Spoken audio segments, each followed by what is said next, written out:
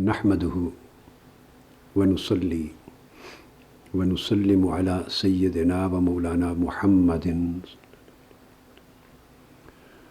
رسوله النبي الأمين المكين الحنين الكريم الرؤوف الرحيم. أما بعد، بسم الله الرحمن الرحيم.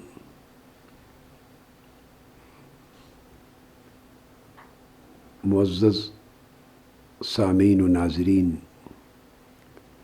الحمدللہ تعالی ہم آج اللہ جل مجدہ کی توفیق سے اپنے ترتیب مضامین کے مطابق تصوف اور تعلیمات صوفیہ قرآن و سنت کی روشنی میں اس موضوع پر سلسلہ وار گفتگو کا جو سبجیکٹ ڈسکس کر رہے ہیں وہ ہے لفظ تصوف اور لفظ صوفی یا صوفیہ، اس کا لغوی اشتقاق اور معنوی استحقاق۔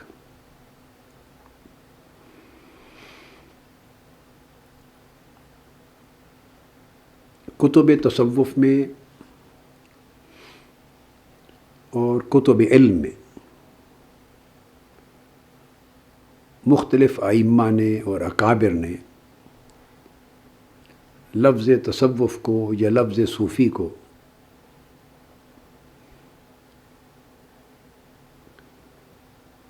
سات مختلف الفاظ سے مشتق قرار دیا ہے۔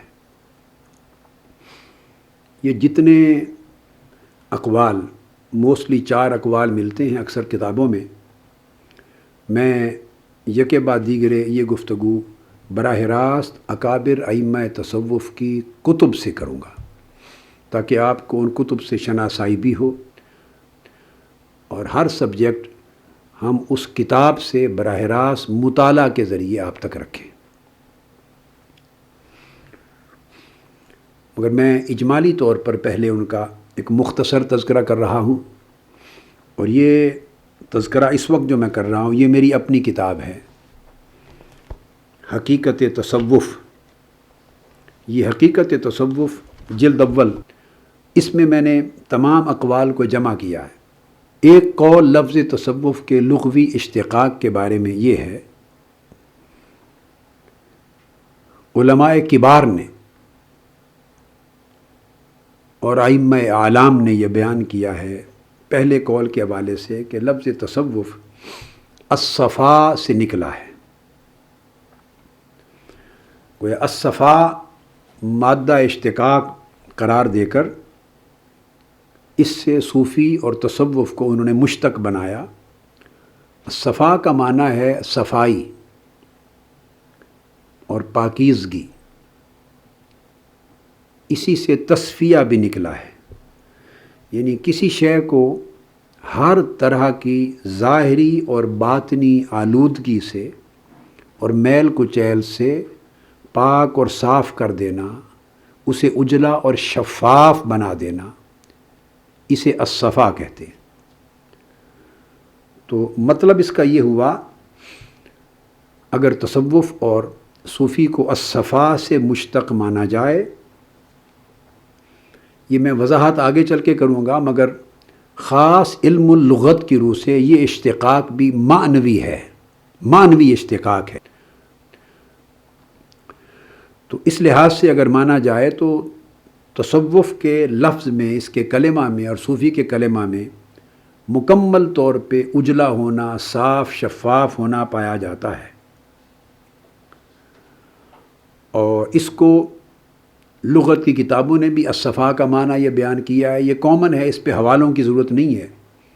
آپ لسان العرب کو دیکھیں، تہذیب اللغہ کو دیکھیں، القاموس کو دیکھیں، الصحاح کو دیکھیں، اور الاذ القیاس چھوٹی کتابوں تک، المنجد تک آ جائیں تو ہر جگہ الصفا کا معنی موجود ہے، اور اس معنی میں کوئی اختلاف نہیں ہے۔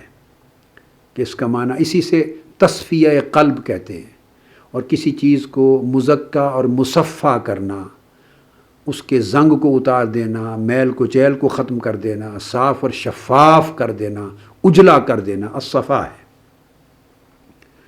تو گویا تصوف کا معنی یہ ہوا کہ قلب اور باطن کو غیر اللہ کی رغبت سے، غیر اللہ کے حرص سے، غیر اللہ کی محبت سے، غیر اللہ کی چاہت سے اور دیگر اخلاق رذیلہ ان کی کدورتوں سے، جیسے تکبر ہے، بغض ہے، اناد ہے، حرص ہے، لالچ ہے، کذب ہے، غیبت ہے، وہ تمام جو اخلاق رذیلہ ہیں اور باطنی سطح پہ بری خصلتیں ہیں، ان سے اور غیر اللہ کی طلب اور حرص اور لالچ اور چاہت، دنیا کی محبت اور دنیا کا حرص اور دنیا کا لالچ اور گناہ اور اس کے منفی اثرات، یہ سب چیزیں جو سیاہی کے طور پہ انسان کے دل پر وارد ہو جاتی ہیں اور سیاہی بڑھتی چلی جاتی ہے اور زنگ بڑھتا چلا جاتا ہے، ان کدورتوں سے دل انسان کا میلا کچیلا ہوتا چلا جاتا ہے۔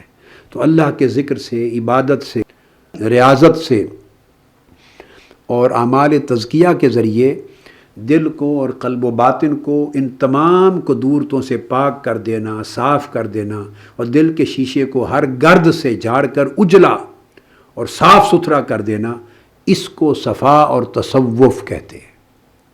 اور جو شخص اپنے قلب و باطن کو اتنا اجلا، صاف اور ستھرا کر دے تو اس کو صوفی کہتے ہیں۔ حضور داتا گنج بخش سیدنا علی حجویری رضی اللہ تعالیٰ عنہ بھی کشف المحجوب میں بیان کرتے ہیں، التصوف صفاء السر من کدورت المخالفہ، اللہ رب العزت کے تمام احکام کی مخالفت سے جو دلوں میں کدورت اور سیاہی پیدا ہوتی ہے، اس سے دل کو پاک صاف کر دینا، اتنا پاک صاف کر دینا کہ دل، قلب اور باطن ہر معاملے میں اللہ کے امر کے ساتھ موافق ہو جائے، اس کے تابع ہو جائے اور دل زنگ اور سیاہی سے پاک ہو جائے، اس کو تصوف کہتے ہیں۔ لغوی اعتبار سے صفا کا مادہ اشتقاق ہونا لفظ تصوف کا، اس میں اہل لغت کے ہاں کچھ احتمالات ہیں، مگر میں ان تمام چیزوں پر ایک اجمالی گفتگو اینڈ پر کروں گا انشاءاللہ تعالی۔ تو یہ پہلا قول ہے۔ دوسرا قول لفظ تصوف کے مادہ اشتقاق کے حوالے سے وہ ہے الصفو، صاد فا واو، الصفو یا صفون، اس کا معنی ہے محبت اور دوستی میں اخلاص، کسی کے ساتھ محبت، دوستی اور مودت میں بڑا اخلاص ہونا کہ درمیان میں کوئی حرص، کوئی طمع، کوئی لالچ، کوئی غرض، کوئی مفاد نہ رہے۔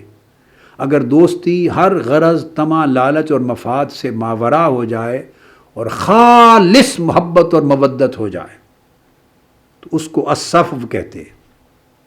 یعنی الصفو سے آگے ہے الصفی، اور الصفی کا معنی لغت کی کتب میں آتا ہے الصدیق المخلص، وہ دوست جو ہر طمع، لالچ اور غرض سے پاک ہو اور جس کی دوستی اخلاص پر مبنی ہو، اس الصدیق المخلص کو الصفی کہتے۔ اور انبیاء علیہ السلام کا ٹائٹل اللہ کے حضور صفی اللہ کا بھی تھا کہ یہ اللہ کے ایسے دوست ہوتے ہیں کہ اللہ کے ساتھ ان کی دوستی کسی دنیاوی غرض اور لالچ اور طمع کے لیے نہیں ہوتی، صرف لوجہ اللہ، اللہ کی رضا کے لیے ہوتی۔ تو اس وجہ سے بھی الصف کی بنیاد پر جس شخص کو جو صاحب صفو ہو جائے اس کو صوفی کہتے ہیں، اور اس عمل اور پروسیس کو تصوف کہتے ہیں کہ جو بندہ دنیا اور آخرت کے تمام اجر سے اور جزا سے بے نیاز ہو کر، اور خاص طور پہ دنیا کے حرص اور لالچ اور نفع اور نقصان اور مفادات سے کلیتاً بے نیاز ہو کر اپنا تعلق، اپنی دوستی، اپنی محبت اللہ رب العزت کے خاص خالصتاً اس کی رضا کے لیے قائم کر لے، لوجہ اللہ، اللہ کی رضا کے لیے قائم کر لے، اور اللہ کی بے لوث محبت میں اس کے ساتھ دوستی کا، ولایت کا رشتہ استوار ہو جائے تو اس کو صفی کہتے ہیں، اور اس صفی سے پھر صوفی اور تصوف کا لفظ نکلا ہے۔ تو ائمہ لغت نے اور ائمہ تصوف نے اس پر لغوی بحث کرتے ہوئے کہا کہ الصف سے تو بنا ہے الصفی، مگر عربی لغت میں واو کو فے سے پہلے مقدم لگا دیا گیا، تو ایسے استعمالات لغت میں پائے جاتے ہیں۔ تو الصفی کی جگہ واو کو فا سے پہلے لگا کر الصوفی ہو گیا، تو یہ الصف سے الصفی، الصوفی اور التصوف یہ اس طرح مشتق ہوئے۔ یہ دوسرا قول ہے، اس میں بھی جو اہل لغت کا احتمال ہے اس کو میں بعد میں بیان کروں گا انشاءاللہ۔ تیسرا قول ہے الصف کی جگہ الصفوہ، وہ بھی اسی الصف کا معنی ہے۔ الصفوہ اللہ کے خالص دوست اور اس سے منتخب دوست اور چنے ہوئے اللہ کے لوگ، تو اللہ کا منتخب ہونا، اس کا خالص دوست اور اس کا خالص ولی ہونا، اور اس کی بارگاہ میں مجتبی ہو جانا، مصطفیٰ ہو جانا، چنا ہوا برگزیدہ ہو جانا، اس کے تعلق میں، اس کی عبادت میں، اس کی دوستی میں، اس کی عبدیت میں، اس کے ساتھ وفاداری اور تابعداری میں، تو یہ الصف سے ہی الصفوہ ہے، تے لگانے کے ساتھ، تو یہ سارا ایک ہی مادہ بن جاتا ہے۔ تو گویا ایسے احوال کے حامل لوگوں کو صوفی کہا گیا، اور ایسے حال کو اختیار کرنا، اس پروسیس کو تصوف کا نام دیا گیا۔ تیسرا قول ہے الصوف۔ ریفرنسز جیسا کہ میں نے عرض کیا، یہ اجمالی بیان میں دے رہا ہوں، ریفرنسز میں نے اپنی اس کتاب میں بھی دیے ہیں، مگر اس اجمالی گفتگو میں ریفرنسز کو ترک کر رہا ہوں، چونکہ میں اصل امہات کتب تصوف کو جب بیان کروں گا تو ریفرنسز آٹومیٹیکلی اس میں آ جائیں گے۔ تو تیسرا قول بیان کیا گیا الصوف۔ صوف کہتے ہیں اون کو، پشمین کو، تو صوف سے مشتق ہے۔ یہ وہ لفظ ہے کہ لغوی اعتبار سے اس میں اہل لغت نے کوئی احتمال بیان نہیں کیا، اور اس میں تصوف اور صوفی کا اشتقاق بغیر کسی اختلاف و احتمال کے لغت کے اصولوں کے تحت بھی جائز قرار دیا گیا ہے۔ تو یہ چوتھا قول یا تیسرا قول جو الصوف ہے، اس سے باب تفعل کے وزن پہ تصوف ہے، یعنی جس شخص نے اونی لباس پہنا، پشمین کا لباس پہنا، تو اس کو کہتے ہیں تصوفہ۔ جیسے عربی زبان میں اگر کوئی شخص قمیض پہن لیتا تو اہل عرب اس کو قمیض پہننے کو کہتے تقمص، اس نے قمیض پہنا۔ تو اس طرح جس نے صوف کا، اون یا پشمین کا لباس پہنا، خواہ جبہ پہنا کھردرا قسم کا یا اونی جبہ یا لباس پہنا، تو کہتے تھے صوف سے تصوفہ، اس نے اونی اور پشمینی لباس پہنا، تو اونی پشمینی لباس پہننے والے کو صوفی کا نام دیا گیا۔ اوائل دور میں ریاضت اور مجاہدہ کے لیے، اور تواضع اور انکساری کے لیے، اور سنت انبیاء اور سنت صحابہ کثرت کے ساتھ، اور سنت اصحاب صفہ، اس کے پیش نظر اوائل زمانوں میں اللہ رب العزت کے بڑے عبادت گزار بندوں، زہاد نے، عباد نے، جن کی زندگی کا بیشتر وقت اللہ کی عبادت میں گزرتا، زہد اور ورع میں گزرتا، ریاضت اور اعمال تزکیہ اور تصفیہ میں گزرتا، جو اللہ کی رضا کے لیے ہمہ وقت دنیا کے حرص اور لالچ سے خود کو پاک رکھتے، تو ایسے لوگوں کی کثرت نے انبیاء کی سنت میں، صحابہ کرام کی سنت میں، اور اصحاب صفہ کی سنت میں، اور تواضع اور انکساری کی علامت کے طور پر صوف یعنی پشمین اور اون کا لباس پہنا، یہ ان کی علامت تھی، تواضع کی بھی اور سنت کی، تو ان کے اونی لباس پہننے کی وجہ سے ان کو صوفی کہا گیا۔ اور عربی لغت میں صوفی صوف کا لباس پہننے سے وہ تصوف، تقمص کے طور پر وہ عمل تصوف کہلایا۔ تو یہ کھردرا ہوتا تھا، اس میں ایک عاجزی اور انکساری پائی جاتی تھی، دنیا سے بے رغبتی پائی جاتی تھی، اور میں نے عرض کیا کہ اس میں کثیر سنت کے پہلو بھی تھے، جس کی تفصیل میں انشاءاللہ میں نے اس کتاب میں درج کی ہیں ریفرنسز، مگر یہاں سے ترک کر کے میں امہات کتب سے ڈائریکٹلی آپ کو عرض کروں گا۔ اب ایک چوتھا قول اور بھی ہے جو کم کتب میں جن کا تذکرہ ہوا ہے، بہت کم کتب میں، اور خاص طور پہ میں نے اس کو غیاث اللغات سے، علامہ غیاث الدین کی جو فارسی میں غیاث اللغات ہے اس سے لیا ہے، اور بعض دیگر کتب سے۔ وہ چوتھا قول بھی الصوف کا ہے۔ صوف کا لغوی معنی تو آپ سن چکے، اون اور پشمین اس کو کہتے ہیں، مگر صوف کا ایک معنی فارسی میں یکسو شدن بھی بیان کرتے ہیں، کسی طرف توجہ میں انسان یکسو ہو جائے۔ اگر توجہ میں کسی ایک سمت کامل یکسوئی نصیب ہو جائے کہ باقی تمام سمتوں میں توجہ سے انسان بچ جائے، محویت نصیب ہو جائے، ایک سمت کسی ایک کے دھیان میں انسان مستغرق ہو جائے، ایسا یکسو ہو کہ اس کی خواہش، اس کی طلب اور اس کا دھیان باقی تمام سمتوں سے کلیتاً ہٹ جائے، تبتل اور تبتیل کا درجہ مل جائے، جیسے قرآن مجید میں کہا وَتَبَتَّلْ إِلَيْهِ تَبْتِيلًا۔ تو جب اللہ رب العزت کی طرف دھیان میں، اللہ کی محبت میں، اللہ کی طرف رجوع میں، خشوع میں، اس کی عبادت، اس کے ذکر، اس کی یاد اور اس کے تعلق میں انسان کو کامل یکسوئی نصیب ہو جائے تو صوف کے اس معنی کی روح سے اس عمل کو تصوف کہتے ہیں۔ اور جو شخص اپنے ظاہر اور باطن میں مکمل طور پہ اللہ کی طرف یکسو ہو چکا ہو، جس کا باطن، اس کو صوفی کہا جاتا ہے۔ یہ اس کا چوتھا تھا لفظ اس کی بحث اشتقاق میں۔ پانچواں اشتقاق اس کا اور ہے، جس کو میں ڈیٹیل میں آگے بیان کروں گا، وہ صوفہ، سواد واو فے ہے، یہ بھی صوف سے جب ہے لگا دیں تو بن جاتا ہے صوفہ۔ عربی زبان میں اہل عرب کے ہاں اس زمانے میں صوف تو کہتے تھے اون کو، پشمین کے لباس کو، اور اگر وہ پرانا ہو جاتا یا عام کپڑے بھی پرانے ہو جاتے، اور جس کو ہم عرف عام میں چیتھڑے کہتے ہیں، پھٹے پرانے کپڑے جو پھٹ جائیں، پرانے ہو جائیں، ان کو کہا جاتا ہے چیتھڑے، تو اٹھا کے لوگ پھینک دیتے ہیں، گاربیج میں پھینک دیتے ہیں، استعمال کے قابل نہیں رہتے، کوئی ان کی طرف دھیان نہیں کرتا۔ تو پھٹے پرانے چیتھڑوں کو عربی لغت میں اور اہل عرب کے محاورے میں صوفہ کہا جاتا تھا۔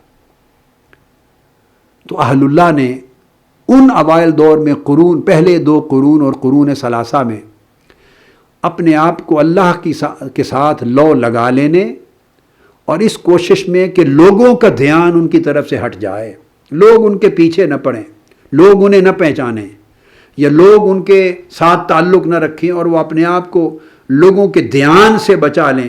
تو جس طرح پھٹے پرانے کپڑوں کو چیتھڑے کہہ کے کوئی پھینک دیتا ہے، اس پر دھیان ہی نہیں کرتا، تو گویا انہوں نے اپنا لفظ صوفی رکھا، اپنا نام۔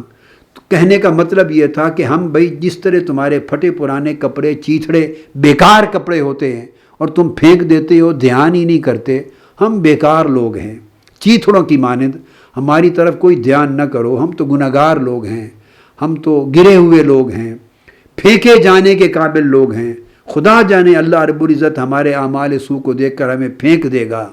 تو گویا چیتھڑوں کے ساتھ انہوں نے اپنے آپ کو تشبیہ دی۔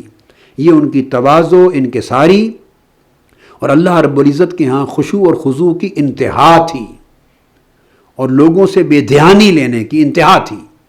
تو صوفہ سے انہوں نے خود کو صوفی، بعض لوگوں نے یا دوسرے لوگوں نے ٹائٹل دے دیا کہ یہ تو چیتھڑوں کی طرح بالکل ایسے زندگی گزارتے ہیں۔ اور حضور علیہ السلام نے حدیث پاک میں فرمایا رب اشعث اغبر مدفوع بالابواب لو اقسم علی اللہ لابرہ، کہ بہت لوگ میری امت میں ایسے ہیں جن کے بال سر کے، یہ حدیث صحیح ہے، آقا علیہ السلام نے فرمایا جن کے بال گرد آلود دیکھو گے اور کپڑے ان کے پرانے گرد آلود میلے کچیلے دیکھو گے، چیتھڑوں کی طرح، اور ان کا حال یہ ہے کہ اگر تمہارے دروازوں پر آ جائیں تو تم انہیں دروازوں پر کھڑا ہی نہ ہونے دو، دھکا دے کے بھگا دو، چل بھائی چل آگے جاؤ۔ مدفوع بالابواب، جو اپنے دروازوں سے جن کو دھکا دے کے ہٹا دیا جائے، یہ ان کا حال ہوگا، ان کے بالوں کا، ان کے کپڑوں کا۔ اور ان کے باطن کا حال یہ ہے کہ اگر وہ اللہ کی قسم کھا دیں اللہ کے اعتماد پر کسی شے کی، تو اللہ رب العزت کو اپنی عزت کی قسم، وہ ان کے منہ سے نکلی ہوئی قسم کو پورا کر کے رہتا ہے۔ جو بات وہ اللہ کے بھروسے پہ کر دیتے ہیں، اللہ اسی طرح کر دیتا ہے۔ ان کی زبان تقدیر الہی بن جاتی. باطن کا حال یہ ہے اور ظاہر کا حال یہ ہے کہ تم چیتھڑوں کی طرح ان کے کپڑے دیکھو اور گرد آلود میلے کپڑے اور بال دیکھو اور اپنے دروازوں پر بھی کھڑے ہونے کی اجازت دو کہ یہ کون آ گیا ہے. یہ حدیث نبوی میں کامل تصور ہے حدیث صحیح میں. تو گویا اس تصور کو عملی جامہ پہنا لیا تو صوفہ سے خود کو صوفی کہا. اس کے بعد چھٹا قول ہے صفہ. بعضوں نے اس کو صفہ سے مشتق کہا. یہ اکثر اشتقاقات صوف کے علاوہ مانوی اشتقاقات ہیں. صفاتی تشبہ اور صفاتی تتبع کی بنیاد پر مانوی مشتق مانا گیا ہے. یعنی ان کی صفات ان لوگوں سے مشتق ہیں, ان کا عمل ان سے مشتق ہے, ڈیرائیوڈ ہے. ان کی سیرت ان لوگوں سے مشتق اور ڈیرائیوڈ ہے, اہل صفہ سے. تو اگر لغت کے اشتقاق میں کہیں احتمال تھا تو اس کمی کو ان کا معنوی تتبع اور ان کا صفاتی تشبہ مشابہ ہونا یہ پورا کرتا ہے. اس کو میں تھوڑا سا آگے انشاءاللہ تفصیل سے سمجھاؤں گا جب میں اصل کتب تک آؤں گا جو کتب تصوف کے ریفرنسز ہیں. تو صفہ سے یہ کہا گیا کہ جو اصحاب صفہ تھے, ہر شخص ان کے نام سے واقف ہے. آقا علیہ الصلوۃ والسلام کی بارگاہ میں صحابہ کرام کی ایک جماعت تھی اور واقعہ یہ ہے معنن یہ پہلی جماعت صوفیہ تھی جو آقا علیہ السلام نے اپنے صحابہ میں تیار کی. پہلی جماعت صوفیہ جو 70 تو اکثر و بیشتر رہتے تھے آقا علیہ السلام کی بارگاہ میں. مسجد نبوی میں ایک چبوترا تھا, اس پر شامیانہ تانا ہوا تھا. تو اس شامیانہ جو تنا ہوا تھا اس کے نیچے وہ رہتے. ان کا کوئی گھر بار نہیں تھا, کوئی ٹھکانہ نہیں تھا, منازل نہیں تھیں, کاروبار تجارت کچھ نہ تھا. تو روزے رکھتے اور کچھ کھانے کو کھجور کے دانے کبھی مل جاتے, روکھی سوکھی تو افطار کر لیتے. یہ ہر وقت آقا علیہ السلام کی بارگاہ میں روحانی تربیت کے لیے رہتے اور آپ کی صحبت میں رہتے. دن بھر اور رات بھر آقا علیہ السلام کی بارگاہ سے تعلیم لیتے, قرآن مجید حفظ کرتے, یاد کرتے, اس کے معانی سیکھتے, آقا علیہ السلام کی احادیث مبارکہ سنتے, دن بھر یاد کرتے, لکھتے, یاد کرتے اور حضور علیہ الصلوۃ والسلام کی بارگاہ میں آپ کی زیارت کرتے, آپ کی صحبت میں رہتے, آپ کی روحانی تربیت سے استفادہ کرتے, تہجد پڑھتے, نوافل پڑھتے. تو ان کا بیشتر وقت اس طرح کے اشغال روحانی اور اللہ رب العزت کی بارگاہ میں عبادت میں گزرتا. تو قرآن مجید میں ان کا ذکر آیا ہے, آگے چل کے میں بیان کروں گا انشاءاللہ. اور احادیث نبوی میں کثرت کے ساتھ ذکر آیا ہے اور ان کی تعداد مجموعی طور پہ 400 تھی. تو صحابہ کرام جو ہزارہا تھے ان میں 400 صحابہ آقا علیہ السلام نے ایک یہ جماعت تیار کی تھی جن کو اصحاب الصفہ کہتے تھے. اور معنوی اعتبار سے یہ صوفیاء کی پہلی جماعت تھی اور یہ تصوف کی پہلی اکیڈمی تھی جو آقا علیہ الصلوۃ والسلام نے بذات خود اپنی حیات طیبہ میں مسجد نبوی کے چبوترے پر قائم فرمائی تھی. یہ سب سے پہلا ادارہ تھا صوفیاء کا, یہ سب سے پہلی خانقاہ تھی جو آقا علیہ السلام نے قائم فرمائی تھی, جو صفہ کی جگہ آج بھی مسجد نبوی میں موجود ہے. جالی مبارک کے سامنے اس سمت ایک چبوترا ہے, لوگ شوق سے وہاں بیٹھتے ہیں, عبادت کرتے ہیں. تو اس صفہ سے تصوف کا لفظ نکالا گیا اور اسی سے صوفی کا لفظ نکالا گیا. تو اس میں بھی اہل لغت کے ہاں لغوی اشتقاق میں احتمال ہے, مگر صفاتی اعتبار سے اور معنوی اعتبار سے کوئی اشکال نہیں ہے. 7واں قول ہے الصف. صف تو آپ سمجھتے ہیں لائن, جیسے نماز میں آپ صفیں بناتے ہیں تو پہلی صف میں کھڑے ہونے کا اجر زیادہ ہے, پھر دوسری صف, پھر تیسری صف. تو صف کا مطلب یہ تھا کہ الصف الاول, جو لوگ اللہ رب العزت کے ساتھ اتنی محبت کریں اور اللہ تبارک و تعالیٰ کے ساتھ صفائے قلب میں, دل کو ہر گناہ کے خیال سے, ہر غیر کے خیال سے, ہر دنیا کے حرص طلب اور لالچ اور طمع سے پاک کر کے اللہ کے ساتھ محبت, تعلق اور قرب اور حضوری میں اللہ کے اتنے قریب ہو جائیں کہ گویا ان کے دل اللہ کی حضوری میں صف اول میں آ جائیں. جس طرح ملائکہ صفیں بناتے ہیں, صحابہ صفیں بناتے ہیں, ملائکہ کی صفیں ہیں, تو وہ اللہ کے حضور جب صفیں بنے تو اللہ جن دلوں کو چنا جائے کہ اللہ کی حضوری, محبت اور قربت اور اخلاص میں سب سے زیادہ اعلیٰ درجے پر کون سے دل ہیں, تو انہیں صف اول میں رکھا جائے. تو یہ حضور علیہ السلام کی امت کے وہ لوگ تھے جن کے دل اللہ رب العزت کی محبت، قربت اور حضوری میں صف اول میں آتے ہیں۔ تو لوگوں نے، اس دور کے اچھے لوگوں نے ان کے دلوں کی صفا اور حضوری میں سب سے اعلیٰ درجہ دیکھ کر یہ کہا کہ یہ اللہ کے حضور صف اول میں کھڑے ہونے والے لوگ ہیں، ان کے دل۔ تو اس صف سے پھر تصوف اور اس سے پھر صوفیہ کا نام مارز وجود میں آیا۔ یہ 7 اقوال میں نے اپنی کتاب سے عرض کیے ہیں اجمالاً۔ اب میں ترتیب کے ساتھ ان کے اوپر میں ریفرنس کے ساتھ اب بات کر رہا ہوں، تاکہ ہر کتاب کا ایک تعارف ہوتا چلا جائے اور ہر کتاب پوری، ہر بات سند کے ساتھ ہو۔ پہلا ریفرنس جو میں تصوف کے لغوی اور معنوی اشتقاق پر دے رہا ہوں، اس کے لیے جس کتاب کا سمجھے مطالعہ کروا رہا ہوں آپ کو بھی ساتھ ساتھ لے کر، وہ ہے التعرف لمذہب اہل التصوف۔ یہ امام ابو بکر، ان کو تاج الاسلام کہتے تھے، اور امام ابو بکر محمد بن اسحاق بن ابراہیم الکلابازی البخاری۔ کلاباز، میں ہر کتاب کے ساتھ مصنف کا تھوڑا تعارف ضرور کراؤں گا تاکہ یہ پتہ چلتا چلا جائے کہ کوئی یہ نہ سمجھے کہ بس ایسی صوفیاء کی کتابوں کے میں ریفرنس دے رہا ہوں۔ گو میں اس سبجیکٹ پر باقاعدہ کئی نشستوں میں گفتگو کروں گا کہ یہ ائمہ تصوف علم شریعت میں کس پائے کے لوگ تھے، کس درجے کے لوگ تھے، اور کتنی غلط فہمی اور مغالطہ آج ایگزسٹ کرتا ہے ہمارے ذہنوں میں۔ ایک بات یہ بھی اولی طور پہ ذہن میں بٹھا لیں کہ آج موجودہ صدی کو نکال دیں، جس صدی میں ہم بیٹھے ہیں اس کو نکال دیں، میری دانست میں اسلام کی تاریخ کی 13 صدیاں جو گزری ہیں، 13 صدیاں جو گزری ہیں، ان 12-13 صدیوں میں تاریخ اسلام میں ایک طبقہ اہل علم کا ایسا نہیں ہوا، ایک طبقہ بھی صرف اہل علم کا ایسا نہیں ہوا، فقط ایک مسلک اور نقطہ نظر اہل علم کا 13 صدیوں میں اسلام کی تاریخ میں ایسا نہیں ہوا جو تصوف اور صوفیاء کا کلیتاً اور مطلقاً انکار کرنے والا ہے۔ یہ میں نے ایک اصولی طور پہ، قطعی طور پہ، بدیہی طور پہ بات کر دی۔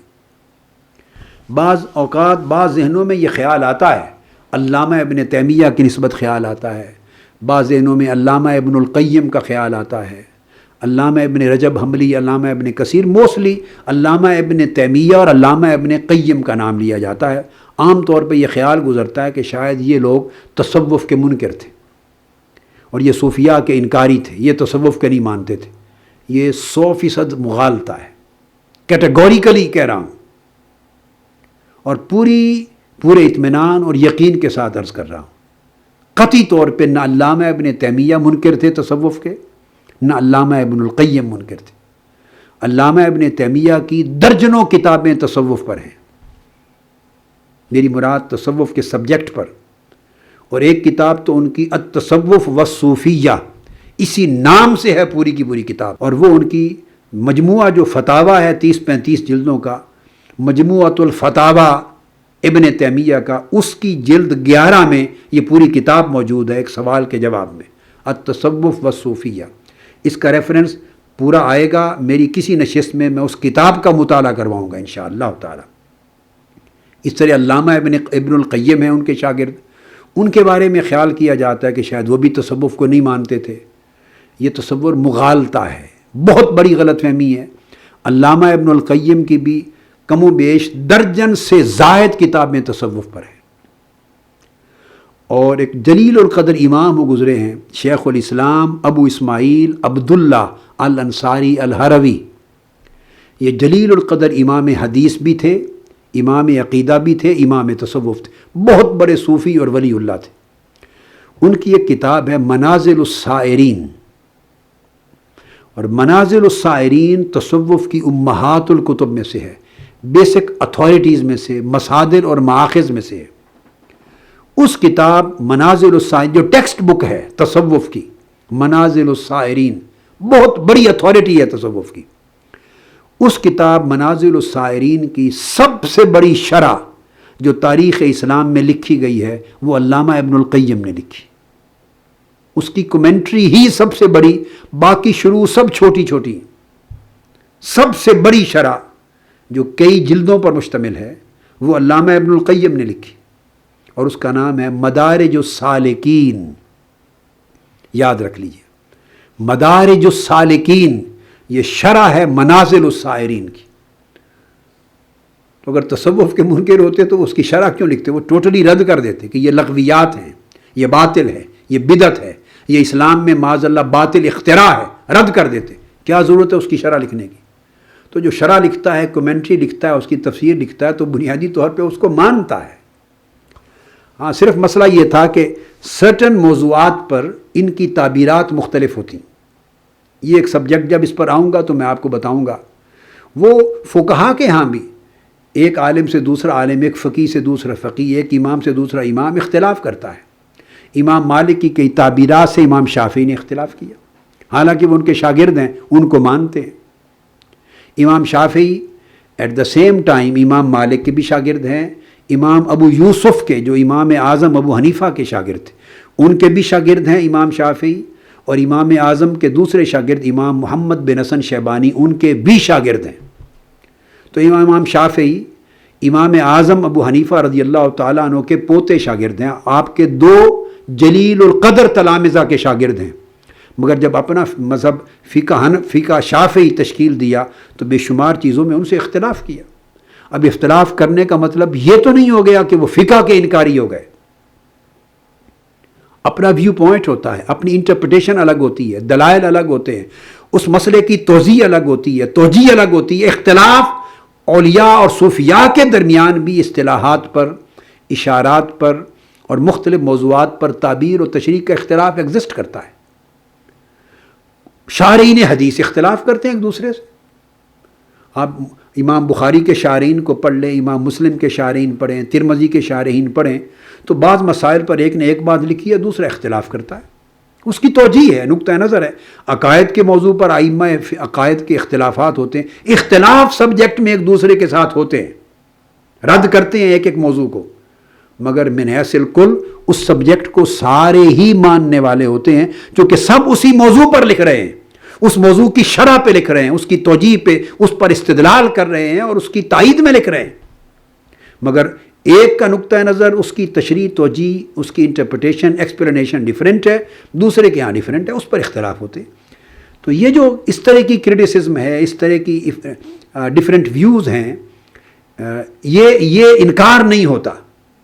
ورنہ ان کی درجنوں کتب آپ اٹھا کے دیکھیں تو وہ تصوف کے معنی، معارف، لطائف، تصوف کے موضوعات، اس کی اصطلاحات، اس کی ٹرمینالوجیز پر انہوں نے قرآن اور حدیث کے دلائل کے انبار لگا دیے تائید کرتے ہوئے. تو یہ خیال کبھی ذہن میں نہ لایا جائے کہ علامہ ابن تیمیہ یا علامہ ابن القیم یہ ایک طبقہ ایسا بھی رہا ہے کہ جو تصوف کو بالکل نہیں مانتا تھا. قطعی طور پہ نہ یہ منکر تھے، اور نہ میں کہہ رہا ہوں ان کے علاوہ کوئی طبقہ 1300 سال کی تاریخ میں تصوف کا منکر نہیں رہا. تصوف تاریخ اسلام کے مسلمات میں سے ہے.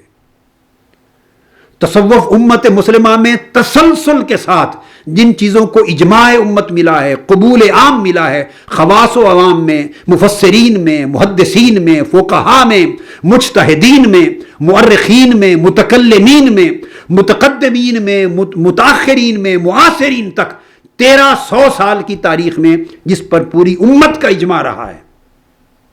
علمی توجیحات الگ ہوں بے شک، اس میں کوئی شک نہیں، ان مسلمات میں سے ایک تصوف ہے. صوفیاء کا ہر طبقے نے احترام کیا. بڑے بڑے ائمہ جلیل اور قدر صوفیاء کی بارگاہ میں زانوئے تلمس طے کرتے، گردن جھکا کے بیٹھے رہتے. خواہ وہ امام شافعی ہوتے، اپنے زمانے کے صوفیوں کی مجلس میں سر جھکا کے بیٹھتے. امام احمد بن حنبل ہوتے، اپنے زمانے کی صوفیاء کی مجلسوں میں جا کر بیٹھتے. امام شافعی حضرت شیبان رائی الصوفی کی دریوزہ گری کرتے تھے. ان کے وہ بہت بڑے صوفی تھے، عارف تھے، ان کی خدمت میں جاتے. حضرت ابو حمزہ بغدادی الصوفی کی خدمت میں جاتے. امام احمد بن حنبل حضرت شیبان رائی کی خدمت میں جاتے. حضرت ابو حمزہ بغدادی کی طرف خود جاتے لوگوں کو بھیجتے کہ یا صوفی اس مسئلے میں آپ کیا فرماتے ہیں. حضرت بشر الحافی الصوفی کی بارگاہ میں جا کے بیٹھتے. آپ کے بیٹے نے ایک دن پوچھا آپ سے، حضرت عبداللہ بن احمد بن حنبل اور دیگر تلامذہ نے، کہ آپ خود امام ہیں شریعت کے، علوم فقہ کے، علوم شریعت کے، علوم حدیث و سنت کے امام ہیں، اور شرق تا غرب دنیا آپ کی طرف رجوع کرتی ہے، آپ مرجع خلائق ہیں. آپ اس بغداد کی گلیوں میں ننگے پاؤں پھرنے والے صوفی کی خدمت میں، اس کی مجلس میں کیا آپ بیٹھتے ہیں، کیا لینے جاتے ہیں؟ بشر الحافی ننگے پاؤں پھرتے تھے. وہ ننگے پاؤں پھرنے والے ایک صوفی کی خدمت میں، اس کی مجلس میں آپ کیا لینے جاتے ہیں؟ تو آپ تو علوم شریعت کے امام ہیں. تو آپ نے جواب دیا، فرمایا ہاں ٹھیک ہے، شریعت کو میں زیادہ جانتا ہوں، مگر شریعت والے کو بشر حافی زیادہ جانتا ہے. لوگ چل چل کے اطراف و اکناف عالم سے میرے پاس شریعت کی خبر لینے آتے ہیں، میں چل کر بشر الحافی کی بارگاہ میں شریعت والے کی خبر لینے جاتا ہوں، اس کا حال پوچھتا ہوں، اور پھر ان کی مجالس میں جاتے. اس پر، ان سبجیکٹس پر میں انشاءاللہ تعالی ود ریفرنس بات کروں گا، اتھارٹیز کوٹ کرتے ہوئے، جو بڑی اتھارٹیز مسلمہ کتب ہیں، مستند کتب ہیں. عرض کرنے کا مقصد اس وقت یہ تھا، اس تصور کو ذہن سے نکال لیں کہ کوئی طبقہ اصلاً اور مطلقاً تصوف کا انکاری رہا ہے. کوئی میری نظر میں آج تک، اللہ کا شکر ہے، جہاں تک میرے مطالعہ کی بساط ہے اور زندگی بھر جہاں تک کتب کی صفحات کو دیکھنے میں اور کتب گردانی میں گزری ہے، مجھے تاریخ اسلام میں کوئی مسلک، مکتب فکر اور کوئی طبقہ 5-10 علماء کا بھی ایسا نہیں ملا، ایک مکتب فکر جو تصوف کا مطلقاً انکار کرتا ہو، تصوف کو بدعت سمجھتا ہو، تصوف کو اختراع سمجھتا ہو، دین سے خارج سمجھتا ہو، یا معاذ اللہ تصوف کو دین اسلام کے متوازی کوئی دین، کوئی مذہب، کوئی عقیدہ یا کوئی نظام سمجھتا ہو. استغفر اللہ العظیم. 13-14 صدیوں میں اسلام میں اکابر اجل ائمہ میں سے کسی شخص نے یہ کلمہ استعمال نہیں کیا، کسی نے نہیں کیا استعمال. تو یہ تصور کرنا خود ایک بہت بڑی بدعت ہے، جو 1300 سال میں ائمہ نے نہیں کہی، اسے آج اگر ہم کہیں. میں نے اسے اپنی اس کتاب میں لکھا 1972 میں، جب میں خود سٹوڈنٹ تھا پنجاب یونیورسٹی کا، ایم اے کے زمانے میں یہ کتاب لکھی تھی میں نے. اور اس کے بعد بھی میں نے اپنے دروس میں کہا، اس زمانے میں لکھنے والے یہ کہتے تھے، میں نے عرض کیا یہ اس صدی کی پیداوار ہے، یہ فکر میں یہ جو مغالطہ ہے، یہ غلط فہمی ہے، یہ اس زمانے کی پیداوار ہے. کسی نے اس کو، تصوف کو اور صوفیاء کے فکر کو انڈیا کے اثرات کا ایمرجنس اور آؤٹ کم قرار دے دیا، کسی نے اجمی فلسفے کی پیداوار قرار دے دیا. جس کی سمجھ میں جو بات آئی، اس کے ڈانڈے کہیں ملا دیے. مگر بات یہ نہیں، تصوف کے ڈانڈے کہیں نہیں ملتے سوائے مکہ اور مدینہ کے. تصوف وہ نہر ہے، وہ دریا ہے جو چشمہ مدینہ سے بہہ رہا ہے، جو مکہ کی وادیوں سے چلا ہے، جس کا ایک تسلسل ہے ہر صدی کا، قرون ثلاثہ تک، اور صحابہ کرام کی حیات طیبہ اور آقا علیہ السلام کے فرمودات اور قرآن مجید تک. اس کا چشمہ صافی چشمہ ہے قرآن و سنت کا، اور اسوہ صحابہ، تابعین اور احوال اتباع التابعین تک جاتا ہے. اس پر انشاءاللہ بڑی شر و بس کے ساتھ ہماری بات ہوگی. میں نے ابتدائی طور پہ کنسیپٹ کلیئر کر دیا کہ یہ مت سمجھ لیجئے کہ یہ جو کتابیں ہیں بس یہ تصوف کے بانی ہیں، نہیں، یہ علوم تصوف پہ لکھی گئی اصطلاحاتی کتب ہیں، مگر بانیان یہ نہیں ہیں. بانی کون ہیں ان پر انشاءاللہ تعالی ان پر ہم بیان کریں گے. تو یہ جو امام محمد بن اسحاق الکلابازی البخاری، کلاباز بخارا کا ایک محلہ، اور آپ کو معلوم ہے بخارا وہ شہر ہے جہاں امام بخاری ہوئے، اور ان کا زمانہ ہے پیدائش امام بخاری کی وفات کے، یا امام مسلم، ابو داؤد، ترمذی کی وفات کے تھوڑا بعد کا ہے. 380 ہجری میں ان کی وفات ہے. یعنی وہ زمانہ جس میں ہمارے باقی ائمہ اس ہجری میں رہے، اس صدی میں رہے ہیں اس زمانے میں.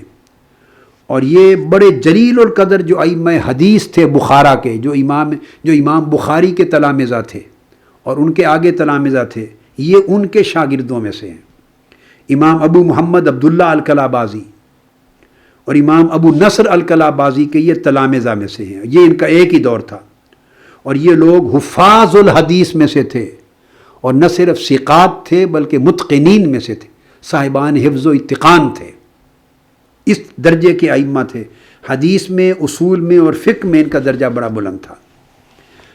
ان کی اپنی کتب ہیں، احادیث اور اخبار میں، معانی الاخبار میں بحر الفوائد کے مصنف ہیں، اعمال فی الحدیث کے مصنف ہیں، 40 فی الحدیث لکھی ہے، تو علم الحدیث میں اور خود حدیث میں ان کی کتب ہیں۔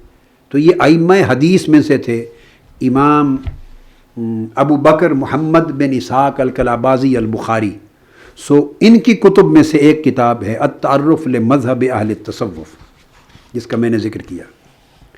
اب لفظ تصوف کے لغوی اشتقاق کو ہم اس کتاب التعرف سے پڑھ رہے ہیں۔ آپ فرماتے ہیں کہ پہلا اشتقاق بیان کرتے ہوئے آپ فرماتے ہیں کہ صوفیاء کی ایک جماعت نے کہا کہ اس طبقے کو صوفیاء اس وجہ سے کہا گیا، اور یہ نام انہوں نے خود کو اپنے آپ نہیں دیا، اس دور کے جلیل القدر ائمہ اور بزرگان دین جو سند ہیں علم شریعت میں، انہوں نے ان کو نام دیا۔ اس لیے دیا کہ لأنہم فی الصف الاول بین یدی اللہ تعالی بارتفاع ہممہم الیہ واقبالہم بقلوبہم علیہ۔ اس دور کے جلیل القدر بزرگوں نے، جو تابعین تھے، اتباع التابعین تھے، حدیث کے، فقہ کے، شریعت کے امام تھے، اکابر تھے، انہوں نے ان کو صوفیاء کا نام دیا، اور اس وجہ سے کہ انہوں نے کہا یہ ہم میں سے یہ وہ لوگ ہیں کہ جن کے دل اللہ کی حضوری میں، خدا کی بارگاہ میں صف اول میں ہیں، اور ان کے ارادے اللہ کی محبت اور اس کی اطاعت میں ہم سب سے اتنے بلند ہیں کہ ارادوں کی بلندی کی وجہ سے اللہ ان کے دلوں کو صف اول میں رکھتا ہے، اور ان کا اقبال، ان کی توجہ، ان کے قلوب اور ان کے بواطن کی توجہ اللہ کی طرف اتنی غالب ہے کہ یہ اپنے قلب اور باطن کے اعتبار سے حضور الہی میں صف اول میں کھڑے ہوئے لوگ ہیں۔ تو اس وجہ سے معنن ان کو صوفی کا لقب دے دیا، اور اس سے پھر تفعل کے باب پر تصوف کا لفظ وجود میں آیا۔ گویا یہ خلقی اشتقاق تھا، اور صفتی اور معنوی اشتقاق تھا الصف سے، لغوی نہیں، خلقی۔ اور تصوف اور صوفیاء کے لوگ لغت سے بحث نہیں کرتے، یہ بحث ہی اخلاق سے کرتے ہیں، یہ بحث ہی صفات سے کرتے ہیں، یہ بحث لفظ سے نہیں کرتے، بحث ہی معنی سے کرتے ہیں۔ سو ان کا جو نام تصوف اور صوفی بنا وہ بھی لفظی اشتقاق سے زیادہ ان کے اخلاق، سیرت اور کردار کے حوالے سے معنوی اشتقاق، اور ان کے صفاتی اشتقاق، اور ان کے خلقی اخلاقی اشتقاق کی بنیاد پر اس دور کے اکابر ہستیوں نے، ائمہ نے، اور تابعین اور اتباع التابعین نے ان کو صوفی اور تصوف کا لقب دیا۔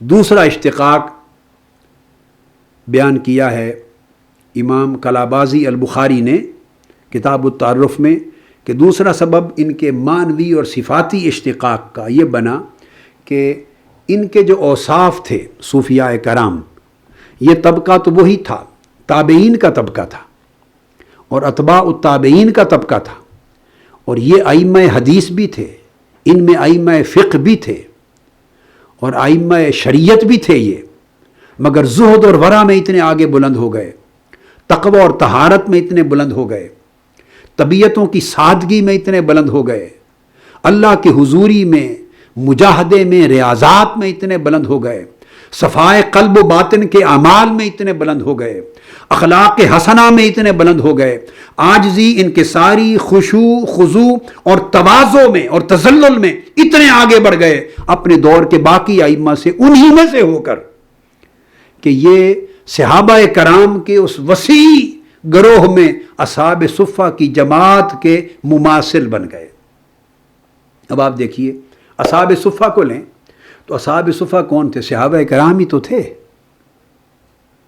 یہ صحابہ کرام ہی تو تھے، جلیل القدر صحابہ۔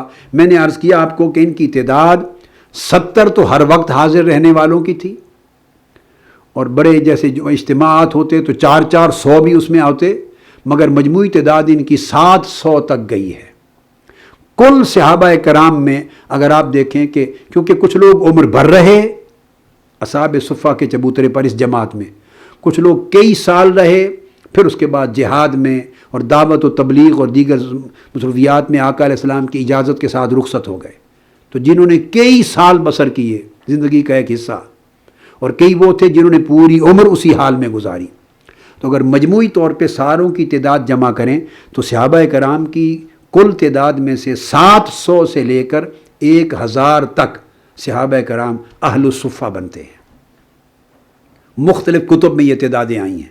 700 پر تو کثرت سے، 400 سے 700 تک تو کثرت سے تذکرہ ملتا ہے، اور بعض ریفرنسز میں 1000 تک بھی ان کی تعداد گئی ہے۔ اب یہ جو صحابہ تھے 700 صحابہ کرام، یہ جماعت صوفیہ تھے تو انہی صحابہ میں سے، مگر ان میں اور ان میں فرق کیا تھا کہ انہوں نے اپنی زندگی کی اولین ترجیح زہد کو، ورع کو، تقوی کو، عبادت گزاری کو، ریاضت کو، تہجد گزاری کو، حفظ قرآن کو، سماع حدیث کو، حفظ حدیث کو، آقا علیہ السلام کی صحبت کو، آقا کی تربیت کو، حضور کی حضوری کو، ہر چیز پر ترجیح دے دی تھی۔ دن کے وقت جاتے جنگلوں سے لکڑیاں چونتے اور اکٹھی کر کے ان کو تھوڑا بیچتے اور اس سے اپنا کچھ روزگار رات کو کھانا پکا لیتے، یا لکڑیاں جلا کے کھانا پکا لیتے۔ کبھی وہ بھی نہ کر پاتے تو کوئی کھجوروں کی 2 ٹہنیاں دے جاتا، تو کوئی کھجوریں دے جاتا، کبھی کوئی جو دے جاتا، کبھی روکھی روٹی دے جاتا، کبھی کچھ بھی نہ ملتا، اور ہر وقت روزے سے رہتے۔ دن کو صوام ہوتے، رات کو قوام ہوتے۔ رات کو اللہ کے حضور قائم رہتے، قیام کرتے، دن کو اللہ کے حضور صائم رہتے، اور پھر عبادت اور علم اور حضور کی صحبت میں وقت گزارتے۔ یہ ان کا معمول تھا۔ اب جب تابعین اور تبع تابعین کا دور آیا تو ان میں سے اکثریت کا معمول وہی رہا جو اکثریت صحابہ کا معمول تھا۔ اب ان کو آقا علیہ السلام بڑی اہمیت دیتے، اصحاب صفہ کو، ان کے ساتھ آ کر بیٹھتے، ان سے محبت کرتے۔ یہی خوش نصیب تھے جن کو ہمیشہ 10 برس مدنی زندگی کے تہجد آقا علیہ السلام کے ساتھ پڑھنے کا موقع ملتا۔ راتوں کو آقا ان کی مجلس میں بیٹھتے، ان کو باری باری آقا علیہ السلام جتنا کھانا میسر ہوتا باری باری اصحاب صفہ کی ایک جماعت کو بلا کے ان کے ساتھ کھانا تناول فرماتے۔ کبھی باہر تشریف لے جاتے حجرہ مبارک سے، ان کے چبوترے پر ان کے ساتھ بیٹھ کے کھانا کھاتے۔ دودھ کا اگر ایک پیالہ آ گیا تو 70 اصحاب صفہ کو بلا کے ان کو ایک ہی پیالہ معجزتاً پلاتے اور آخر میں خود پی لیتے۔ ان کے ساتھ پیار کرتے، ان کے ہمنشیں ہوتے۔ پھر قرآن مجید نے ان کا ذکر کیا، للفقراء الذین احصروا فی سبیل اللہ، یہ وہ فقیر ہیں جنہوں نے اپنے آپ کو اللہ کی راہ میں قیدی بنا لیا ہے۔ محبت کے زنجیر انہوں نے اپنی ٹانگوں میں ڈال لی ہیں، محبت الہی کے زنجیر، اللہ کی طاعت کے زنجیروں میں خود کو جکڑ لیا ہے۔ اللہ کی محبت، اس کی عبادت، اس کی طاعت، اس کی بندگی اور اس کی رضا میں ہمہ وقت مشغول رہتے ہیں۔ آقا علیہ السلام کی حاضری اور حضوری اور تربیت و صحبت میں ساری رات اور سارا دن بیٹھے رہتے ہیں، تکتے رہتے ہیں حضور کے در انور کو، حجرہ مبارک کے در و دیوار کو، اور ان کی نگاہیں اداسی کے ساتھ حضور کے در پر لگی رہتی ہیں کہ کب دروازہ کھلتا ہے اور دیدار یار نصیب ہوتا ہے۔ حضور کے دیدار کو ترستے رہتے، پھر حضور تشریف لاتے، ان کے ساتھ بیٹھتے۔ یہ ساری ان کی زندگی ہوتی، اور اکثر یہی لوگ ہیں۔ حضرت ابو ہریرہ رضی اللہ تعالیٰ عنہ انہی اصحاب صفہ میں سے تھے جن کا احسان ہے امت مسلمہ پر کہ صحابہ کرام کی 1,00,000 کے قریب جماعت اور 10,000 سے زائد صحابہ جو احادیث نبوی کو روایت کرنے والے، ان میں سب سے زیادہ احادیث کی روایت حضرت ابو ہریرہ نے کی رضی اللہ تعالیٰ عنہ۔ 5,500 کے قریب احادیث صرف سیدنا ابو ہریرہ رضی اللہ تعالیٰ عنہ نے روایت کی۔ کیوں؟ اصحاب صفہ میں سے تھے۔ وہ کہتے ہیں کہ صحابہ کرام دن کو کام کاج کے لیے بھی جاتے، تجارت کے لیے بھی جاتے، روزگار کے لیے بھی جاتے، باہر سفر پہ بھی جاتے، دعوت و تبلیغ کے لیے بھی جاتے، اور امور بھی انجام دیتے، اور پھر نمازوں کے اوقات میں اور رات کے اوقات میں آقا علیہ السلام کی مجلس میں بھی بیٹھتے۔ مگر ہم اصحاب صفہ وہ خوش نصیب تھے کہ سب سے زیادہ ہمہ وقت صحبت مصطفیٰ کا شرف ہمیں نصیب ہوتا۔ ہم نکلتے ہی نہیں تھے چبوترے سے باہر۔ سو جب بھی آقا علیہ السلام باہر تشریف لاتے، ہم ہی کو زیارت کا موقع ملتا، ہم ہی آقا کی میٹھی میٹھی زبان سے آپ کی باتیں سنتے، ہم ہی آپ کی حدیث کو یاد کرتے، اور ہم ہی آقا علیہ السلام سے دین کا فہم حاصل کرتے۔ تو آپ نے دیکھا ایک گروہ خاص تھا، ایک جماعت خاص تھی جمیع صحابہ کرام میں، تو ان کے جو اخلاق تھے، ان کے جو احوال تھے زہد میں، ورع میں، عبادت میں، ریاضت میں، تہجد میں، قیام اللیل میں، تو اس میں یہ بڑھ گئے تھے باقیوں سے بہت آگے۔ تو جب تابعین اور تبع تابعین کا دور آیا تو ان میں بھی جو اسی طرح ان کی سنت میں بہت بڑھ گئے، زہد و ورع میں، تقوی میں، پرہیزگاری میں، عبادت گزاری میں، ریاضت میں، تزکیہ اور تصفیہ میں، خشوع اور خضوع میں، اور سادگی میں، تذلل میں، اور اللہ کے حضور تواضع میں، انکساری میں، اخلاق حسنہ میں، مرنج جو ان کی اصحاب صفہ کی سیرت میں ڈل گئے تھے ظاہر و باطن میں، جو اصحاب صفہ کے شب و روز ان کے شب و روز کے آئینے میں نظر آتے تھے۔ اگر کسی نے اصحاب صفہ کو اگلے زمانے میں تابعین تبع تابعین کے زمانے میں دیکھنا ہوتا تو ان کو دیکھتے تو اصحاب صفہ نظر آ جاتے، ان کا لباس دیکھتے تو اصحاب صفہ کا لباس دکھائی دیتا، ان کا اخلاق دیکھتے تو اصحاب صفہ کا اخلاق دکھائی دیتا، ان کی تواضع انکساری دیکھتے تو اصحاب صفہ نظر آ جاتے، ان کی رغبت عن الدنیا، دنیا کی محبت سے منہ موڑ لینا، دنیا کے شغل سے کنارہ کش ہو کر ہر وقت حضور کے دین پر، اللہ کی عبادت پر توجہ بڑھا لینا، دیگر اپنے فرائض کو ادا کرنے کے ساتھ ساتھ۔ تو اگر کوئی ان کے نقش اور ان کے رنگ کو دیکھنا چاہتا تو ان کی سیرتوں میں دکھائی دیتے۔ سو جو لوگ اپنی صفات میں، اپنے اخلاق میں، اپنے طور و اطوار میں، اپنے انداز زندگی میں، اپنے ذوق عبادت میں اصحاب صفہ جیسے ہو گئے تھے، تو تابعین اور تبع تابعین کے اس مقدس دور میں ان ائمہ نے، بزرگوں نے، تابعین نے ان کو ان کی مانوی مشابہت کی وجہ سے صفہ کے ساتھ، مانوی مشابہت کی وجہ سے ان کو صوفی کا ٹائٹل دے دیا۔ وہ اہل صفہ تھے، یہ اہل تصوف ہو گئے، یہ صوفی کہلانے لگے، صفہ سے صوفی۔ تو لغوی لفظی اشتقاق نہیں بلکہ صفاتی اور مانوی استحقاق اور تشبہ اور مماثلت کی وجہ سے یہ صفہ سے صوفی ہو گئے۔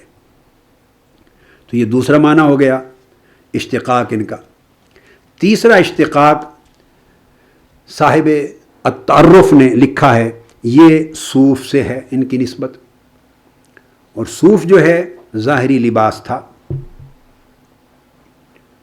اونی اور پشمین کا لباس تھا، اون کا پشمین کا لباس تھا۔ صحاب صفہ کی بھی کثرت جو لباس پہنتی وہ صوف کا لباس پہنتی تھی، اون کا لباس پہنتے، اور کئی ان میں جن کو اون کا بھی نہ ملتا تو اس سے بھی زیادہ کھردرا بالوں والا لباس پہن لیتے، جیسے بھیڑ بکری لیلے ہوتے تھے اس وقت، لیمز تھے، ان کی سکنز تھیں، اور اس کو ہلکا کر کے گرم کر کے رنگ بدل کر پھر وہ بالوں کے ساتھ وہ لباس پہن لیتے، کئی اونی پشمین کا لباس پہنتے تو اپنا سطر چھپا لیتے۔ تو وہ لباس جو اصحاب صفہ کا تھا اور بدری صحابہ کا بھی تھا، یہ میں آگے چل کے کوٹ کروں گا، جب صوف پر میں الگ ڈسکشن کروں گا۔ تو آقا علیہ السلام نے بدر کے غزوہ بدر میں صحابہ کرام کو کہا کہ فرشتے نشانی کے ساتھ آئے ہیں، تم بھی نشانیاں رکھ لو، اور آقا علیہ السلام کے حکم پر سفید رنگ کا صوف کا لباس، اونی لباس اہل بدر نے پہنا، اصحاب بدر اونی لباس پہنا۔ تو غزوہ بدر پہلی جماعت تھی جنہیں آقا علیہ السلام نے جن کی نسبت عرض کیا تھا، مولا پوری روئے زمین پر یہ کل پونجی میری یہ ہے، اگر آج یہ پونجی ختم ہو گئی تو اس زمین پر تیری بارگاہ میں سجدہ کرنے والا کوئی نہیں بچے گا، تو ان کو فتح عطا کر۔ جس اہل بدر کی، بدری صحابہ کی آقا نے ان الفاظ کے ساتھ تعریف کی تھی اور فخر کیا تھا اللہ کے حضور، وہ غزوہ بدر کے دن کفار سے جہاد کے دوران صوف یعنی اون کے لباس میں ملبوس تھے۔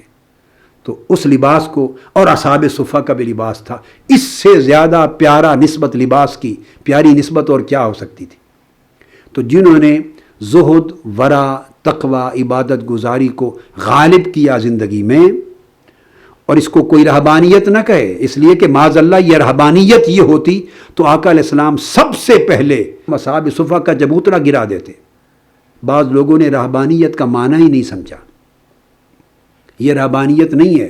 اگر ایک جماعت زیادہ وقت اللہ کی عبادت میں صرف کرنے لگے اور زیادہ وقت زہد اور ورع کو سیکھنے اور پریکٹس کرنے میں صرف لگے تو وہ دراصل چشمے بن جاتے ہیں، پوری سوسائٹی میں تقوی، زہد اور ورع اور عبادت اور ریاضت کا نور بکھیرنے کے چشمے بن جاتے ہیں۔ رہبانیت کچھ اور تھی۔ رہبانیت کا تصور یہ تھا پہلے بنی اسرائیل میں اور عیسائیت کے زمانے میں کہ اللہ مل ہی نہیں سکتا جب تک انسان تارے کی دنیا ہو کر جنگلوں میں نہ چلا جائے. اس کو آ کر اسلام نے ختم کر دیا، آ کر اسلام نے ختم کر دیا. اب مسجد نبوی دنیا کے اندر ہی تھی، مدینہ شہر کے اندر ہی تھی، اسی میں چبوترا تھا. یہ آئے روز صحابہ کرام سے ملتے بھی تھے، ملاقات بھی کرتے تھے، لکڑیاں چننے بھی جاتے، اپنا چھوٹا معاش بھی کرتے رزق حلال کا، احادیث بیان بھی کرتے، اور بعد ازاں حلقات حدیث قائم کر کے لوگوں کو تعلیم بھی دیتے.